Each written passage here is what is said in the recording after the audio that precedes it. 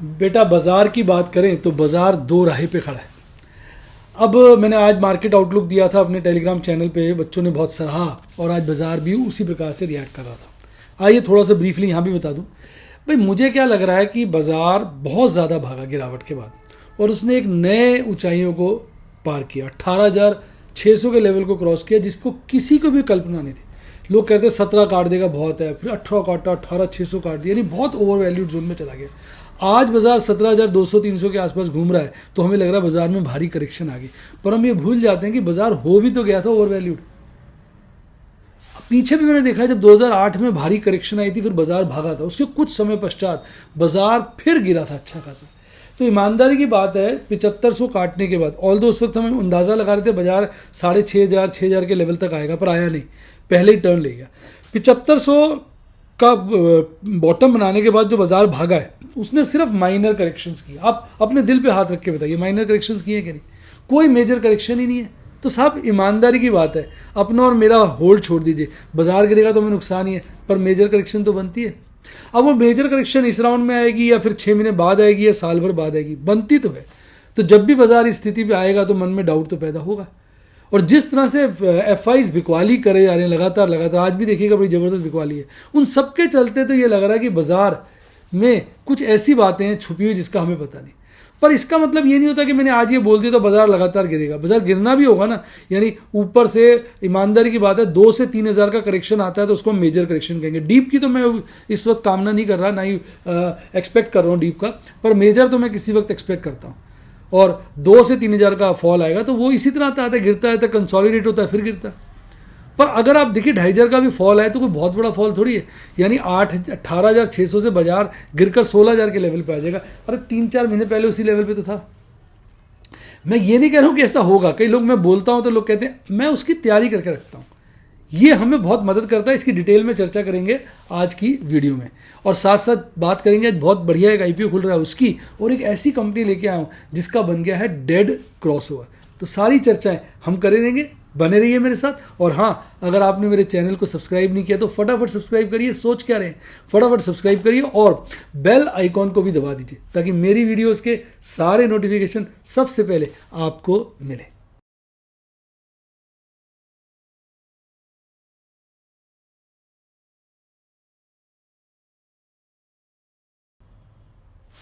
Hi guys, आपका स्वागत है आपके अपने show MKJ talks for investment in Hindi में। कैसे हैं आप भाई? कार्यक्रम की शुरुआत करेंगे एमकेजे आईपीओ टॉक्स से, क्योंकि आईपीओ के लिए बच्चे कहते हैं सर आप बताते नहीं हैं, आप आईपीओ का जरूर बताया करिए। तो मैं आपके लिए चर्चा लेके आ रहा हूं भाई। आईपीओ खुला हुआ है जिसका नाम है डाटा पैटर्न्स। बढ़िया आईपीओ लग रहा है साहब। इस दौरान ये डिफेंस से रिलेटेड आईपीओ है, मैंने सारी डिटेल दे दी है, आप इसको पढ़िएगा। बेसिकली आप समझिए ये एरोस्पेस इलेक्ट्रॉनिक्स सॉल्यूशन प्रोवाइडर है जो बेसिकली डिफेंस प्रोडक्ट इंडस्ट्री के लिए काम करता है। तो अपने क्षेत्र की एक अच्छी कंपनी है। 1925 में 85 में जो है ये इनकॉर्पोरेट हुई थी। बढ़िया कंपनी है, सब ठीक है। अभी इस तरह के 2 आईपीओ आए थे जिसमें लोगों को बड़ा अच्छा मिला। एक तो मटार कह देते हैं, एमटार टेक्नोलॉजीज, और एक पारस डिफेंस।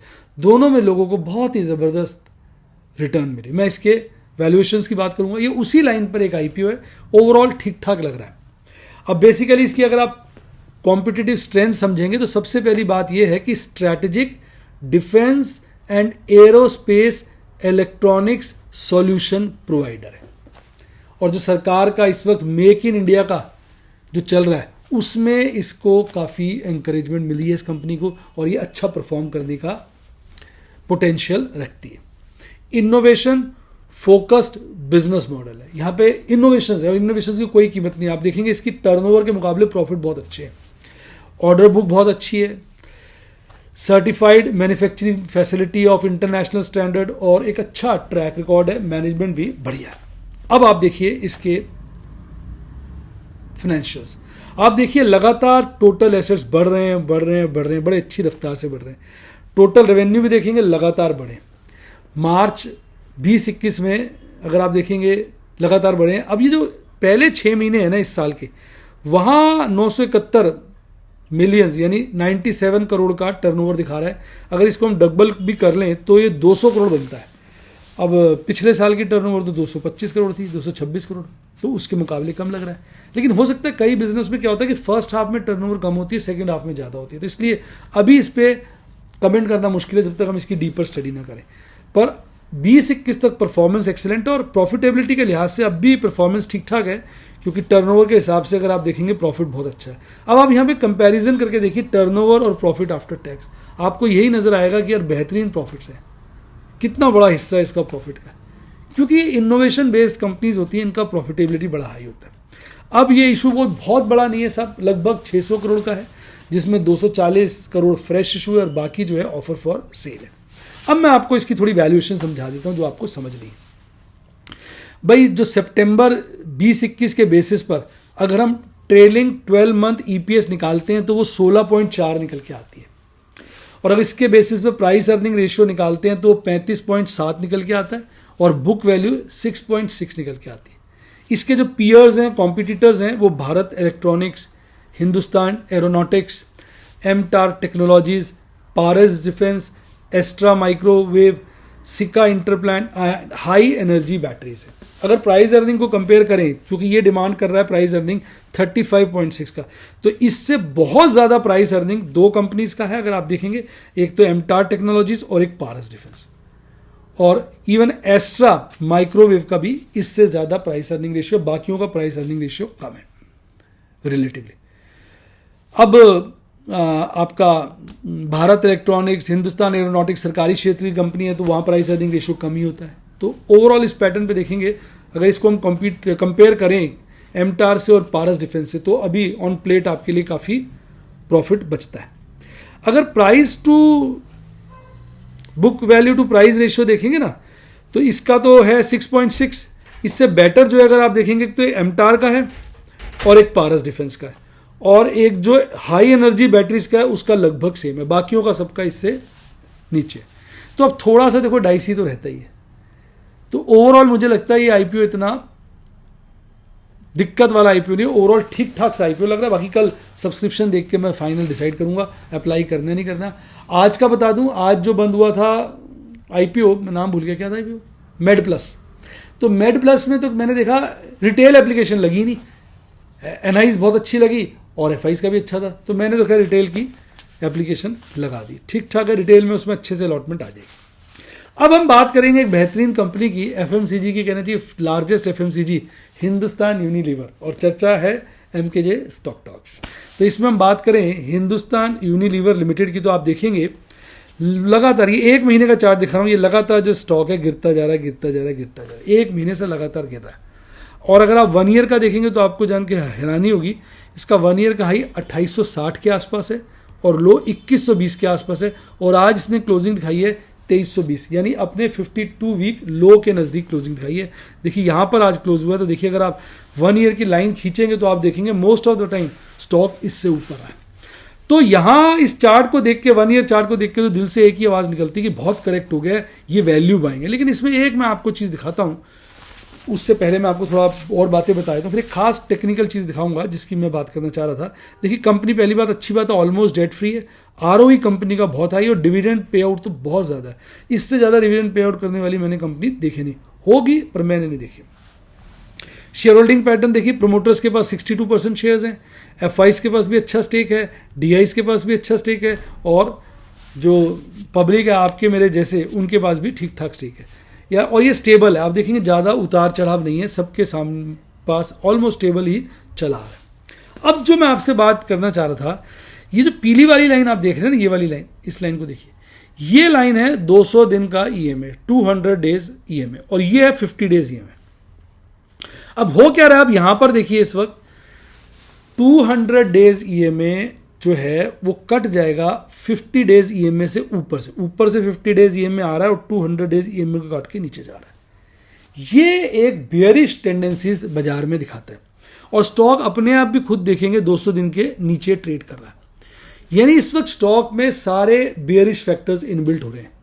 पहला 200 दिन के ईएमए से नीचे, दूसरा 50 डेज ईएमए ऊपर से काटता हुआ 200 दिन के ईएमए को नीचे जा रहा है, इसको बोलते हैं डेड क्रॉस ओवर। अगर उल्टा हो जाता है, अगर उल्टा हो जाए यानी 50 डेज ईएमए नीचे से काटता हुआ 200 डेज को ऊपर चला जाए तो उसको हम कहते हैं गोल्डन क्रॉसओवर।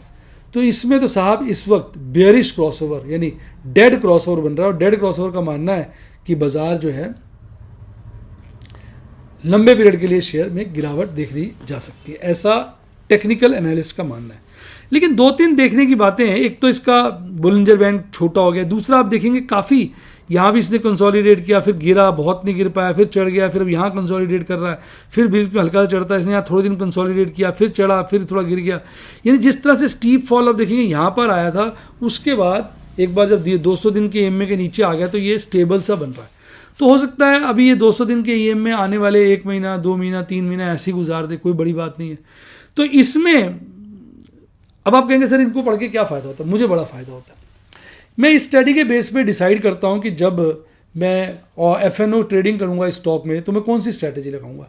एमएफसीपी लगाऊंगा, एमएफसी लगाऊंगा, M3 के पुट स्ट्रैटेजी लगाऊंगा, या फिर मैं पुट पास की बेचूंगा, दूर की बेचूंगा, कॉल दूर की बेचूंगा, पास की बेचूंगा। ये सब बातें मुझे इन चीज़ों से हेल्प मिलती है। इसमें मैं स्ट्रैंगल बनाऊंगा, स्ट्रैडल बनाऊंगा, किस तरह की कार्रवाई करूंगा, ये सब चीज़ें मैं इस बात की यहाँ से मदद लेता हूँ। चार्ट हमें ये नहीं बताता कि आपको क्या करना है, चार्ट बताता है बाजार में क्या हो रहा है और किस तरह के बादल बन रहे हैं। जैसे ऊपर बादल लहराते हैं, बादल आ जाते हैं काले काले, हम बादलों को देख के समझ लेते हैं आज बारिश अच्छी होगी, हम छाता लेके निकल जाते हैं। पर कई लोग सोचते हैं नहीं होगी, वो निकलते ही नहीं, भीग जाते हैं। और कई बार वो ठीक निकलते हैं जो छाता लेके जाता है, बारिश होती नहीं, बेचारा छाता ले ले थक जाता है। यानी संभावनाएं सभी एग्जिस्ट करती हैं, तभी तो श्योर शॉर्ट नहीं होता इसमें सब कुछ। लेकिन इससे काफ़ी मदद मिलती है, हम अपने आप को प्रोटेक्ट करने की अच्छी स्ट्रैटेजी बना सकते हैं। इसमें मैं वही अब स्ट्रैटेजी मैंने इसमें चालू कर दी है, और जिसकी चर्चा भी आपने मेरे लाइव डेमोन्स्ट्रेशन में देख ली होगी। अब अगर हम बात करें इसके एमएससीडी चार्ट पे, तो आप देखेंगे एमएससीडी चार्ट पे तो बहुत समय से बुलिश क्रॉसओवर चल रहा है। बार बार बुलिश क्रॉसओवर जो है खत्म होने की कोशिश करता है, यहाँ पर देखो फिर बन जाता है, फिर खत्म होता है। ऑल दो एक रेंज में ही घूम रहा है बुलिश क्रॉसओवर, और पीछे तो आरएसआई बहुत नीचे चला गया था, अब स्टेबल हो गया 39.21 पर। बहुत दिनों से इसी लेवल पे वो चल रहा है। 40 के नीचे, मैंने आपको कई बार बताया जब बाजार में आरएसआई 40 के नीचे थोड़ा चलता रहता है, इसका मतलब वो बेरिश है। तो यानी इसमें तो कोई अतिशयोक्ति नहीं कहने में कि ये स्टॉक इस वक्त अपने बेरिश फेज में से गुजर रहा है, बेरिश वक्त में से गुजर रहा है। आपने इसको कब लेना है या नहीं लेना है ये आपका निर्णय है। डेफिनेटली वैल्यू बाइंग है, लेकिन रिकवरी कितने दिनों बाद दिखाएगा ये एक बड़ा क्वेश्चन है, और इस बेरिश फेज में कितना आगे जाएगा ये बड़ा क्वेश्चन है। ये आपका पर्सनल डिसीजन है, पर्सनल जजमेंट है, पर्सनल कन्विक्शन, उसके बेसिस पे आप फैसला कर सकते हैं। तो एक अच्छा स्टॉक है जिसपे आपको निगाहें रखनी चाहिए। आइए अब बात करते हैं देश की आन बान शान और हमारी जान निफ्टी 50। सुबह ही मैंने अपने टेलीग्राम चैनल पे बता दिया था बाजार खुलने से पहले ही मार्केट आउटलुक में, और वही बाजार में बच्चों के मुझे बहुत सारे व्हाट्सएप पे मैसेज आए कि सर बढ़िया एनालिसिस दिया था आपने, और वही बाजार में हम देख रहे हैं, हमें भी वही फील हो रहा है। अब देखिए पिछली क्लोजिंग थी बाजार की 17,324 पर, वहीं एग्जैक्ट मैं कह रहा हूँ वहीं एग्जैक्ट खुलता है 17,323 पर। खुलते ही आज दिन का हाई बनता है, समझिए वो होता है 17,351 का खुलते, और उसके बाद जो गिरावट होती है फिर नीचे जाता है, फिर थोड़ा संभलता है, फिर नीचे आ जाता है, फिर काफ़ी संभलता है, फिर काफ़ी नीचे आ जाता है। यानी आप देखिए बाजार में जैसे लड़खड़ा सा रहा है, खड़ा होता है गिर जाता है, खड़ा होता है गिर जाता है, खड़ा होता है गिर जाता है।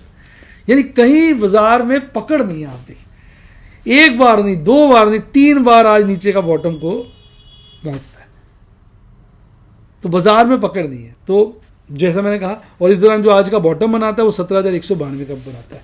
बाजार में श्योर शॉर्ट वीकनेस, बड़ी पक्के से विश्वास के साथ कोई भी व्यक्ति कह सकता है कि वीकनेस है, वीकनेस है, वीकनेस है। वीकनेस साफ नजर आ रही है। आज भागे थे फार्मा के शेयर, जैसे सबसे आगे था सन फार्मा, फिर कोटक भागा, M&M भागा, मारुति सुजुकी, हीरो मोटर। आज मैं देख रहा था वो सेमीकंडक्टर की न्यूज़ चल रही थी कि सरकार जो है ना उसने PLI स्कीम निकाली सेमीकंडक्टर से रिलेटेड, तो जिससे क्या है सेमीकंडक्टर की प्रॉब्लम की वजह से कंपनियों की गाड़ियां नहीं बन पा रही हैं। इवन हर जगह लगता है सेमीकंडक्टर, हर जगह लगता है। तो अब सेमीकंडक्टर को गवर्नमेंट प्रोत्साहन देना चाहती है, वो चाहती है लोकली हमारे देश में खूब बने ताकि हम टेक्नोलॉजी के क्षेत्र में बहुत आगे बढ़ें। तो जिसके चलते जो इंडस्ट्रीज सेमीकंडक्टर का यूज़ करती हैं, मुझे लगता है आने वाले वक्त में वो अच्छा परफॉर्म कर सकती है, उसमें टर्न अराउंड आपको देखने को मिल सकता है, जिसमें उल्लेखनीय है आपका hero Motors, Bajaj auto, Maruti, ये सब स्टॉक्स, M&M जो सेमीकंडक्टर की मार के तले दबे हुए थे, आने वाले वक्त में मस्ती दिखा सकते हैं।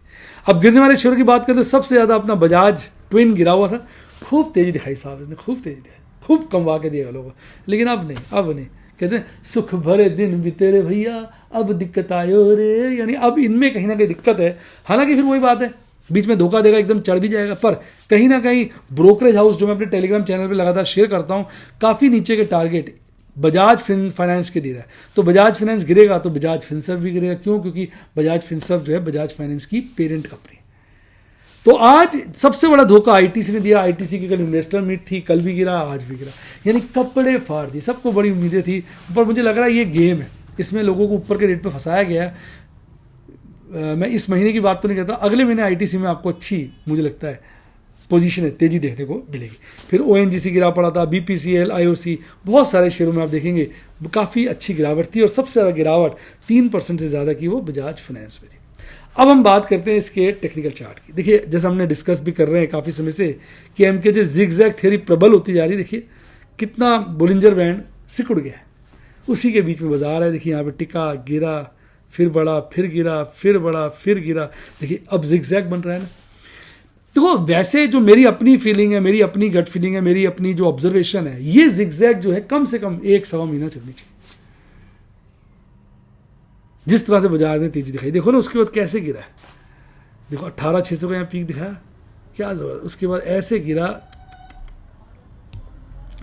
गिरता ही चला गया, देखो कितनी फॉल दिखाई, देखो कहां तक पहुंचा। मम्मी पापा कर दिए स्टॉक मार्केट के।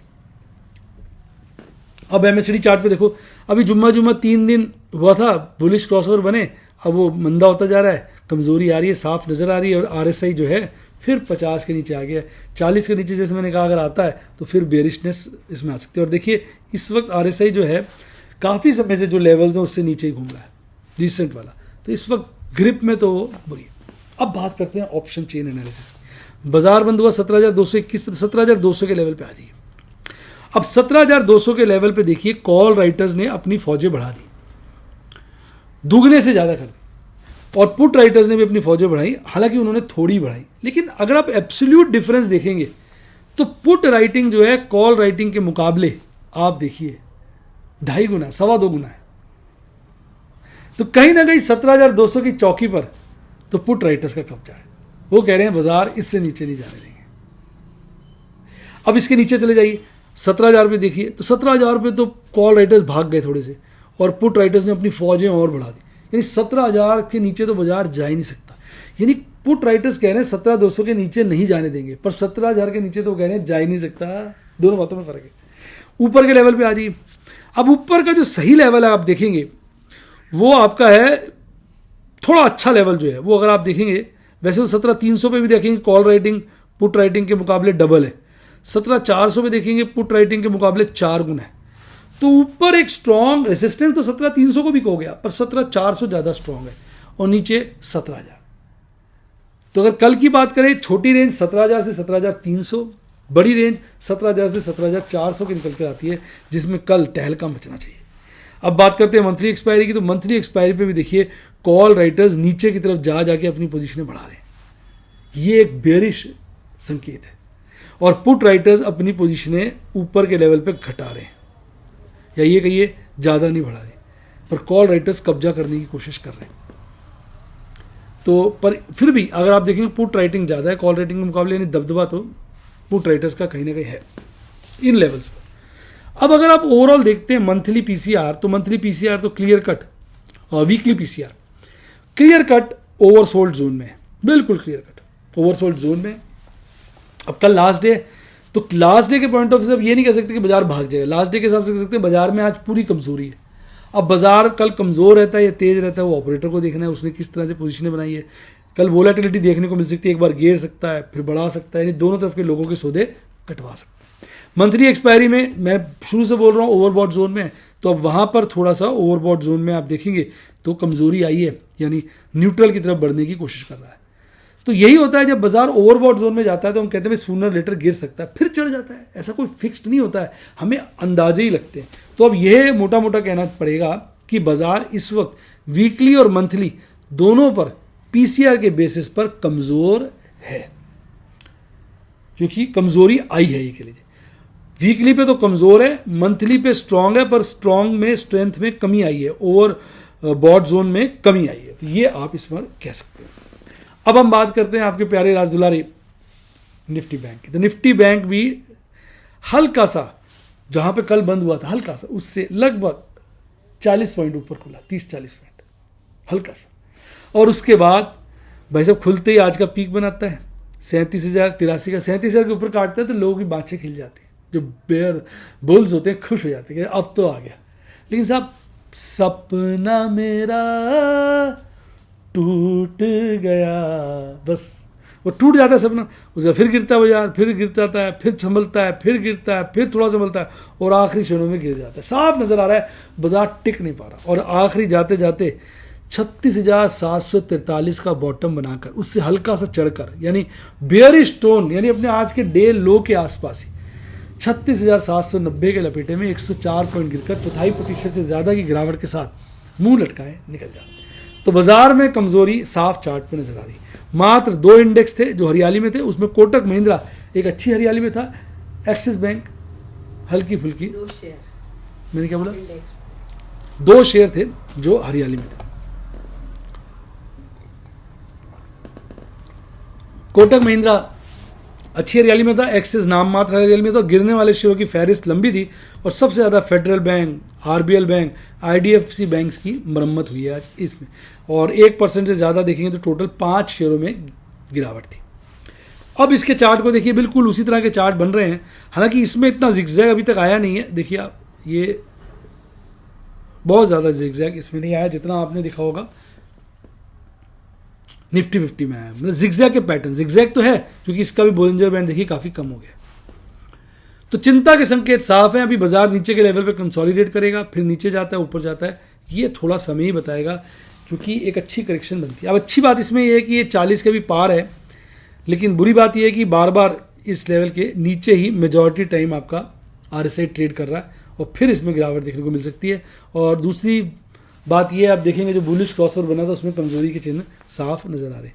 ऑप्शन राइटिंग की बात करें वीकली वाले की, तो साहब आज एक बाजार ने जो क्लोजिंग दिखाई 36,790 के आसपास दिखाई, तो आप उस 37,000 पे देखिए और 36,500 में देखिए। 37,000 पे तो कॉल राइटर्स का दबदबा है और 36,500 पे पुट राइटर्स का दबदबा है। तो यानी अभी जो छोटी रेंज कल के लिए निकल के आ रही है 36,500 से 37,000 की निकल के आ रही है।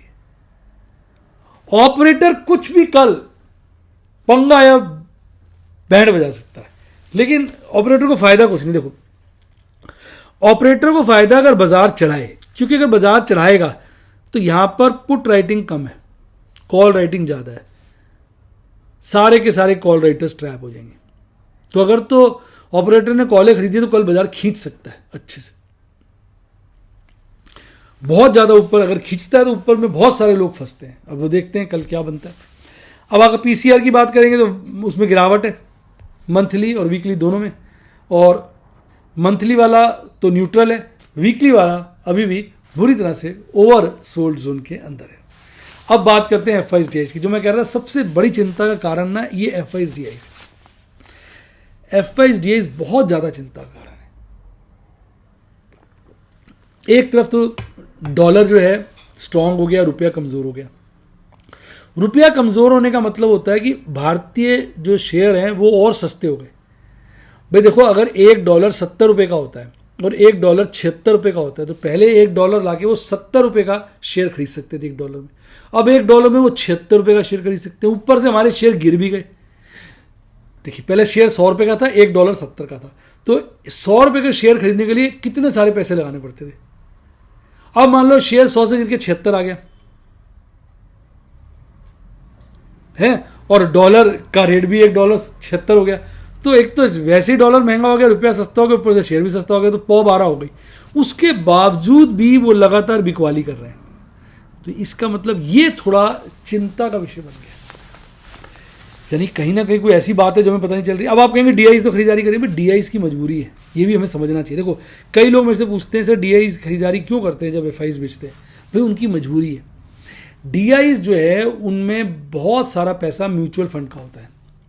अगर डीआईज जो है वो भी बिकवाली करेंगे, एफआईज भी बिकवाली करेंगे तो इंडेक्स में काफ़ी गिरावट आ जाएगी। इंडेक्स काफ़ी गिर जाएगा तो पैनिक मच जाएगा, पैनिक मच जाएगा तो रिटेल इन्वेस्टर म्यूचुअल फंड से पैसे निकाल के भागेगा, उससे डीआईज का धंधा डिस्टर्ब हो जाएगा। तो डीआईज को इसलिए भी खरीदारी करनी पड़ती है ताकि इंडेक्स मेंटेन रहे, ज़्यादा पैनिक बाजार में रहे, तो ये उनकी मजबूरी भी है।